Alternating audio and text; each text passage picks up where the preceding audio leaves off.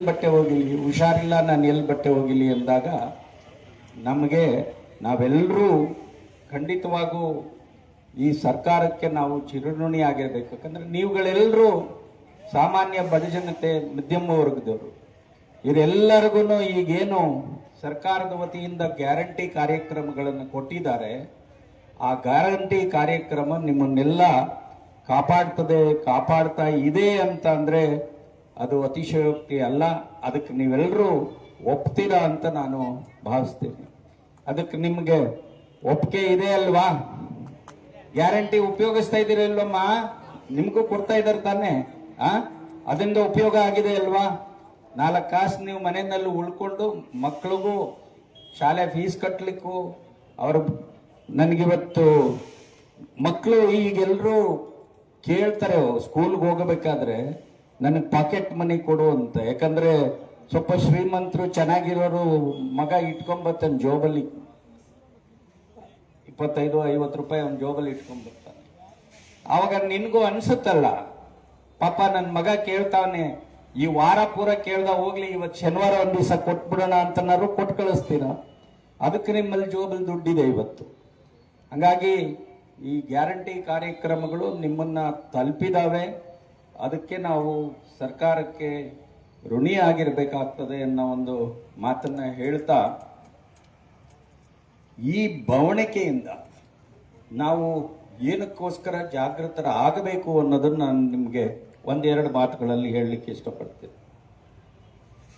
ಇದೆಲ್ಲ ಆದರೆ ಇವತ್ತು ನಾವು ವೇದಿಕೆಯಲ್ಲಿ ನಮ್ಮ ಜಾತಿಯವರು ಕೂತ್ಕೊಳ್ಳೋದು 4 ಜನ, ಇನ್ನು ಉಳಿದವರೆಲ್ಲರೂ ಬೇರೆ ಬೇರೆಯವರೇ ಇರ್ತಾರೆ. ಅದರಲ್ಲಿ ನೀವು ಒಬ್ರು ಇಲ್ಲಿ ಬಂದು ಕೂತ್ಕೋಬೇಕು ಅಂದ್ರೆ ನಿನ್ನ ಮನಸ್ಸಲ್ಲಿ ಅನ್ನಿಸ್ತಾ ಇರ್ತದೆ, ನೋಡ್ದ ನನ್ನ ಮಗನು ಇಲ್ಲಿರ್ಬೇಕಿತ್ತು, ನನ್ನ ಮಗಳು ಇಲ್ಲಿರ್ಬೇಕಿತ್ತು. ಅದನ್ನ ಮಾಡಬೇಕು ಅನ್ನೋದಾದ್ರೆ ನಮ್ಮ ಮಕ್ಕಳಿಗೆ ಶಿಕ್ಷಣದ ಕಡೆ ನೀವು ಗಮನವನ್ನು ಕೊಡ್ಬೇಕಾಗ್ತದೆ. ನಿಮ್ಮ ಭಾವನೆ ಏನೇ ಇರಲಿ, ನನ್ನ ಒಂದು ಕಿವಿ ಮಾತು, ಎಲ್ಲಿ ಕಾಯಕ ಸಮುದಾಯ ಇರುತ್ತದೆ, ಈ ಕಾಯಕ ಸಮುದಾಯದ ಒಂದು ಗೀಳು, ಅವ್ರ ವೀಕ್ನೆಸ್ಸು, ಸಾಯಂಕಾಲ ಆದ್ರೆ ಅವನಿಗೆ ಇಹಲೋಕ, ಅವನ ಪರಲೋಕದಲ್ಲೇ ತೇಲಾಡಬೇಕು. ಬೆಳಗಿಂದ ಸಂಜೆ ತನಕ ದುಡಿತಾನೆ, ಸಾಯಂಕಾಲ ಆದ್ಮೇಲೆ ಹೆಚ್ಚು ಕಡಿಮೆ 100ರಲ್ಲಿ 80 ಭಾಗ ಜನ ನಮ್ಮ ಕಾಯಕ ಸಮುದಾಯ ಮಾಡ್ತಾ ಇರ್ತಕ್ಕಂಥದ್ದು ಸಾಯಂಕಾಲಕ್ಕೆ ದುಡ್ದಿದ್ದನ್ನ ಖರ್ಚು ಮಾಡಿ ಹೆಂಡತಿ ಕೈನಲ್ಲಿ ತಂದು ಕೊಡೋದು 100-200. ದಿನದಲ್ಲಿ ಸಾರ ದುಡಿದ್ರು ಅದನ್ನು ವ್ಯರ್ಥ ಮಾಡ್ತಾ ಇದ್ದಾರೆ. ನೀವು ತಾಯಂದ್ರು ಇದ್ರ ಬಗ್ಗೆ ಒಂದು ಗಮನವನ್ನು ಹರಿಸ್ಬೇಕಾಗ್ತದೆ. ನಮ್ಮ ಮಕ್ಕಳಿಗೆ ಆ ನೆರಳು ಬೀಳಕೂಡುದು.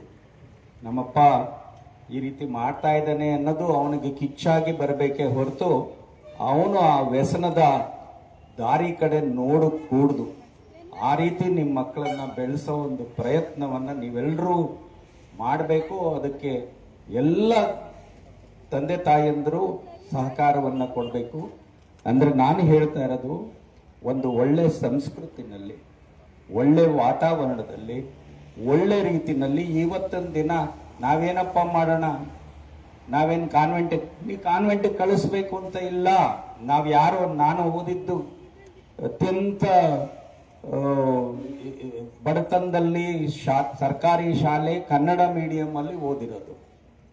ನಿಮ್ಮ ಮಕ್ಕಳಿಗೆ ಈಗ ಅಟ್ಲೀಸ್ಟ್ ಒಂದು ಅವಕಾಶ ಇದೆ. ಇಂಗ್ಲಿಷ್ ಮೀಡಿಯಂ ಅಲ್ಲಿ ಸರ್ಕಾರಿ ಶಾಲೆಗಳು ಈಗಾಗಲೇ ಪ್ರಾರಂಭ ಆಗಿದ್ದಾವೆ. ಎಲ್ಲ ಮಕ್ಕಳು ಸರ್ಕಾರಿ ಶಾಲೆನಲ್ಲಿ ಇಂಗ್ಲಿಷ್ ಮೀಡಿಯಂ ಅಲ್ಲಿ ಓದ್ಲಿಕ್ಕೂ ಅವಕಾಶ ಇದೆ. ಅದರಿಂದ ನೀವು ಇಂಗ್ಲಿಷ್ ಏನು ಸರ್ಕಾರಿ ಶಾಲೆಗಳಲ್ಲಿ ಸೇರಿಸ್ಲಿಕ್ಕೆ ಯಾವ ಅಡಚಣೆನೂ ಇಲ್ಲ. ಯಾರೋ ಕಾನ್ವೆಂಟಲ್ಲಿ ಈಗ ಒಂಥರ ಅದು ಫ್ಯಾಷನ್ ಆಗ್ಬಿಟ್ಟಿದೆ. ನಮ್ಮ ಮಕ್ಕಳು ಪಕ್ಕದ ಮನೆಯವರು ಕಾನ್ವೆಂಟ್ಗೆ ಹೋಗ್ತಿದ್ದಾರೆ, ನಾನು ನನ್ನ ಮಗನ ಕಾನ್ವೆಂಟ್ಗೆ ಕಳಿಸ್ಬೇಕು ಅಂತ. ಅದರ ಅವಶ್ಯಕತೆ ಇಲ್ಲ ಕಣಮ್ಮ, ಅದರ ಅವಶ್ಯಕತೆ ಇಲ್ಲ. ನಿಮ್ಮ ಮಗ ಒಳ್ಳೆ ಬುದ್ಧಿವಂತರಾಗಿದ್ರೆ, ನೀವು ಒಳ್ಳೆಯವರಾಗಿದ್ರೆ, ನಿಮಗೆ ನನ್ನ ಮಗ ಸರಿ ದಾರಿನಲ್ಲಿ ನಡಿಬೇಕು ಅನ್ನೋಂಗಿದ್ರೆ ಪ್ರತಿಯೊಂದು ಹಂತದಲ್ಲೂ ಅವನ ಮೇಲೆ ನಿಮ್ಮ ಕಣ್ಣಿರಬೇಕು. ನಿಮ್ಮಷ್ಟಕ್ಕೆ ನೀವು ಪಕ್ಕದ ಮನೆಯವ್ರ ಜೊತೆ ಮಾತಾಡ್ಕೊಂಡು ಕೂತ್ಕೊಂಡು ಮಗು ಆಟಾಡಕ್ ಬಿಟ್ರೆ ಏನೆಲ್ಲ ಅನಾಹುತ ಆಗ್ತದೆ ಅನ್ನೋದು ನಿಮ್ಗೆ ನೋಡಿದಿರ ಗೊತ್ತಿದೆ. ಅದೇ ರೀತಿ ಮಕ್ಕಳು ಹದಿಹರಿಯರು ಬಂದಾಗ ನೀವು ಅವ್ರ ಕಡೆ ಗಮನವನ್ನು ವಹಿಸಬೇಕಾಗಿರ್ತಕ್ಕಂಥದ್ದು ನಿಮ್ಮ ಆದ್ಯ ಕರ್ತವ್ಯ. ಸರ್ಕಾರಿ ಶಾಲೆನಲ್ಲೇ ಓದಿಸಿ, ಇಂಗ್ಲಿಷ್ ಮೀಡಿಯಂ ಇದೆ, ಇಂಗ್ಲಿಷ್ ಮೀಡಿಯಮಲ್ಲೂ ಓದಿಸಿ, ಆದರೆ ಅವನು ಸರಿಯಾದ ಸಂಸ್ಕೃತಿನಲ್ಲಿ ವಾತಾವರಣದಲ್ಲಿ ಬೆಳೆಯೋ ಹಾಗೆ ನೀವು ನೋಡ್ಕೊಳ್ಳಿ. ಈಗ ಸರ್ಕಾರದ ವತಿಯಿಂದ ಬೇಕಾದಷ್ಟು ರೀತಿ ಶಿಕ್ಷಣಕ್ಕೆ ಸ್ಕಾಲರ್ಶಿಪ್ ಅನ್ನು ಕೊಡ್ತಾ ಇದ್ದಾರೆ. ನಿಮ್ಗೆ ಇಲ್ಲೇನಾರು ಆಗಲ್ಲ ಅಂತಂದ್ರೆ ಹಾಸ್ಟೆಲ್ಗಳು, ಎಲ್ಲ ಕಡೆ ಹಾಸ್ಟೆಲ್ಗಳಿದ್ದಾವೆ. ಮುಖ್ಯವಾಗಿ ನೀವು ದಯವಿಟ್ಟು ಇದನ್ನ ತಲೆನಲ್ಲಿ ಇಟ್ಕೊಳ್ಳಿ. ಮೊರಾರ್ಜಿ ದೇಸಾಯಿ ಶಾಲೆಗಳು ಅಂತ ಹೇಳಿ ಏನು ಸರ್ಕಾರ ಪ್ರಾರಂಭ ಮಾಡಿದೆ, ಅದು ಬಹಳ ಅತ್ಯಂತ ಒಳ್ಳೆಯ ಕ್ವಾಲಿಟಿ ಶಿಕ್ಷಣವನ್ನು ಕೊಡ್ತಾ ಇದ್ದಾರೆ. ಮತ್ತೆ ಈ ಸಾರಿ ರ್ಯಾಂಕ್ ಕೂಡ SSLC ನಲ್ಲಿ ಫಸ್ಟ್ ರ್ಯಾಂಕು ಒಂದು ಹುಡುಗಿ ಮೊರಾರ್ಜಿ ದೇಸಾಯಿ ಶಾಲೆನಲ್ಲಿ ಓದಿರ್ತಕ್ಕಂಥ ಮಕ್ಕಳು. ನೀವು ಈಗಲೇ ಸಂಕಲ್ಪ ಮಾಡಿ 6ನೇ ಕ್ಲಾಸಿಂದ ಅವರು ಅಲ್ಲೇ ವಸತಿಯನ್ನು ಕೊಟ್ಟು ಮಕ್ಕಳನ್ನ ಸಾಯಂಕಾಲ ಆದ್ಮೇಲೂ ಎಲ್ಲ ಒಂದೇ ರೀತಿ ಬರೀ ಓದು ಓದು ಓದು ಅಲ್ಲ, ಎಲ್ಲ ರೀತಿಯಲ್ಲಿ ವಿಕಸನ ಆಗಬೇಕು. ಮಗು ಆಟ ಆಡಬೇಕು, ಪಾಠ ಇರಬೇಕು, ಮತ್ತೆ ಉಳಿದದ್ದು ಅಧ್ಯಯನ, ಪುಸ್ತಕಗಳು ಓದಲಿಕ್ಕೆ ಎಲ್ಲ ಲೈಬ್ರರಿ ಫೆಸಿಲಿಟಿ ಇದೆ, ಆಟ ಆಡ್ಲಿಕ್ಕೆ ಫೆಸಿಲಿಟಿ ಇದೆ. ಆದ್ಮೇಲೆ ಸಾಯಂಕಾಲ ಶಾಲೆ ಆದ್ಮೇಲೆ ಕೂಡ ಅವರು ಪಾಠವನ್ನ ಶಾಲೆನಲ್ಲಿ ಮಾಡ್ತಾ ಇದ್ದಾರೆ. ಇಷ್ಟೆಲ್ಲ ಅನುಕೂಲ ಇರತಕ್ಕಂಥ ಒಳ್ಳೆ ಮೊರಾರ್ಜಿ ದೇಸಾಯಿ ಶಾಲೆಗಳು ಎಲ್ಲ ಕಡೆ ಆಗ್ತಾ ಇದೆ. ಈ ಬಜೆಟ್ ಅಲ್ಲಿ ಈ ವರ್ಷದಿಂದ ಪ್ರತಿಯೊಂದು ಹೋಬಳಿ ಮಟ್ಟದಲ್ಲಿ ಮೊರಾರ್ಜಿ ದೇಸಾಯಿ ಶಾಲೆಗಳನ್ನ ತೆಗಿಬೇಕು ಅಂತ ಸರ್ಕಾರ ಸಂಕಲ್ಪ ಮಾಡಿದೆ. ಆಗತ್ತೆ.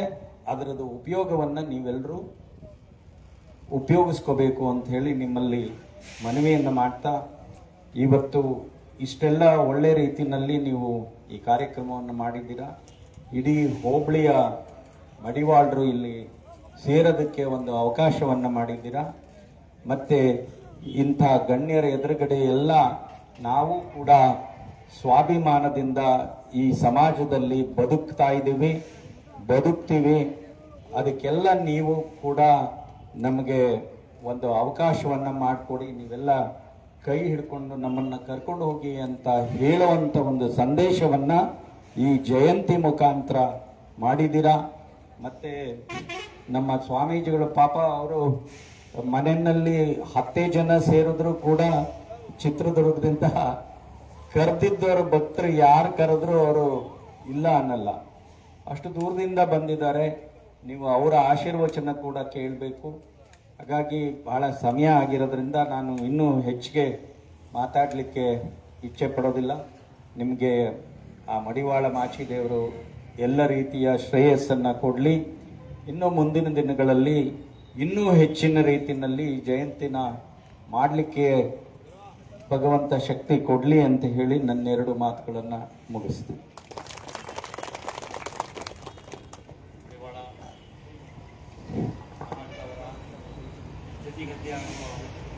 ಬೆಳವಣಿಗೆಗೆ ಅನುವಾದಕ್ಕಿಂತಹ ಸೂಕ್ತ ಸಲಹೆಗಳನ್ನು